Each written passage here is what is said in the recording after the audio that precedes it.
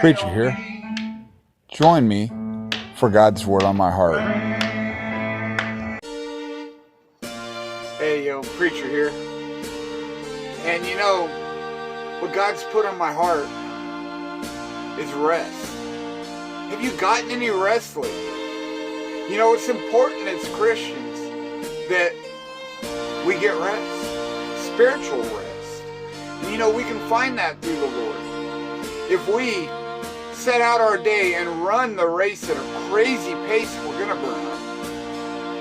And as Christians, we're called to run the race with endurance. Now, people that run a race of endurance, they pace themselves. They don't give it 100% from the beginning to the end, because they would never make it through a marathon.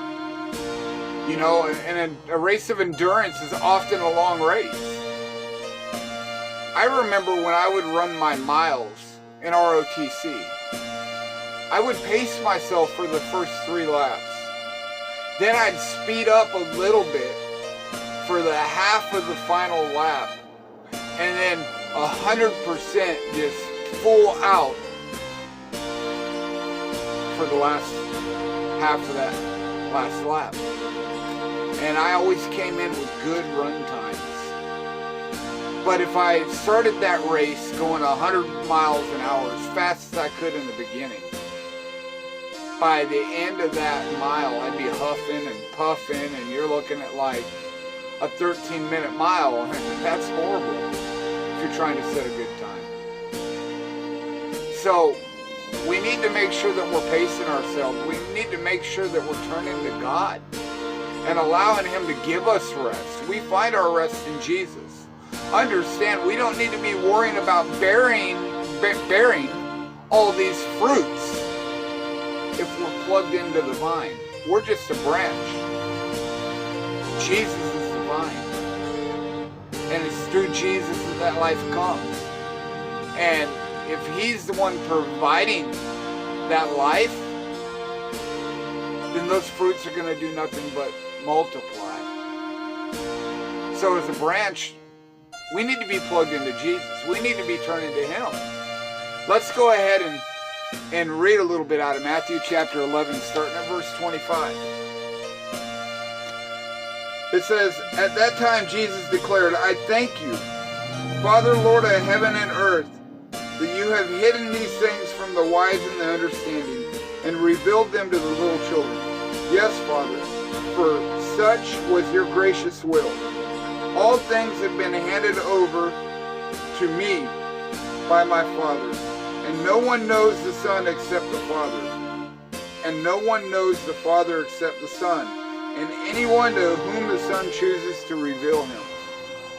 Come to me, all who are labored and heavy laden, and I will give you rest. Take my yoke upon you, and learn from me, for I am gentle and lowly in heart, and you will find rest for your soul.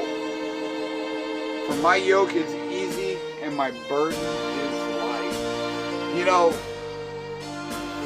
the Lord's our shepherd. Jesus is our shepherd. And when you stop and you think about it, right? When you have a child, that child gets wore out on a play date. They're screaming, they're throwing fits, they're having a total meltdown. As a parent, you know, hey, it's time for this kid to get a nap. You put them down, and you sometimes have to fight them to take that nap, but once they're down, they take it. They need it. They wake up a new person. Well, the Lord, He knows when we need our rest. If you look at Psalm 23, it says, "The Lord is my shepherd, I shall not want. He makes me to lie down in green pastures." Think about that. You know, the Lord's my shepherd, I shall not be in want. We're trusting God to be the one to take care of us. And it says He makes me to lie down in green pastures. God knows when we need rest. And He'll make sure we get it, if He's truly number one in our life. It says, He leads me beside still waters. He restores my soul. So he takes us by places where we're going to find peace and comfort, relaxation. He restores my soul. I love that word, restore. It reminds me of, well, hey, you know, if you guys look at that picture behind me. There's old Indian chief out of 48. And back in that day, if you were to pick up that bike in 48, it might be like $500 or something. You know? But the thing is, if you were to take one that had been restored today, that value would be much more than $500. It would be worth much more than the original. And the reason is because something that's been restored, all its imperfections have been gone through. A lot of times a restored product in the car world is nicer than the original. If you look at the old Corvettes like the 63s, from the factory there would be paint drips on the firewall and paint drips and on the valve covers. And something that's been restored, it'll be immaculate. You see, when God restores our soul, the final product, when He's restored us, is worth more than the original. God's completed us in a correct manner, made us something special.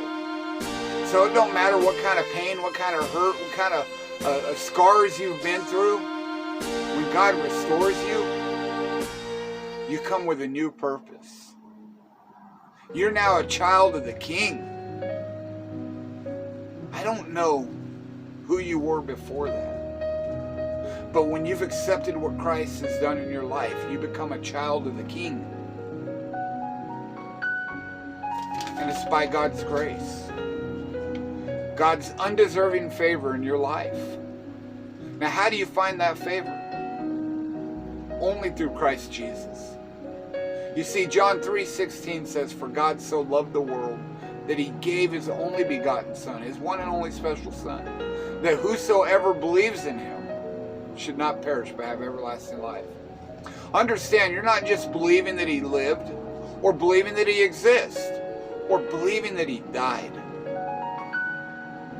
You see, what's important is that you're believing in what He did for you. That He died on the cross and rose again in 3 days. That He paid for your sins. When you apply the blood of the cross to your life, you've been forgiven. You've been adopted as a child of God.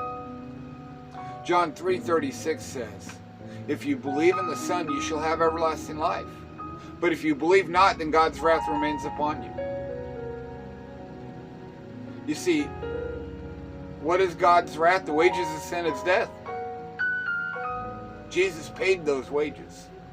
But if you choose not to accept what He done, then those stay on you. And you're going to be in hell. But that's not God's will that you go. You see, John 3:36 says, "For God did not send His Son into the world to condemn the world, but that the world through Him might be saved." So you got to make a choice. Are you willing to accept what Christ did? Are you willing to be one of those branches plugged into that vine? And if you are, you're going to make some changes in your life, because you're going to accept what God did for you. And you got to have a heart that's willing to change. You know, it's not just lip service. You're going to have a heart that's willing to change. That's called repentance. And the Holy Spirit will fill you. And God will start making changes in your life for the better. But it all starts with trusting Him. If you haven't started a relationship with Christ Jesus, I recommend you do it. We're not promised tomorrow. But in Christ Jesus, we're promised eternity. Be blessed.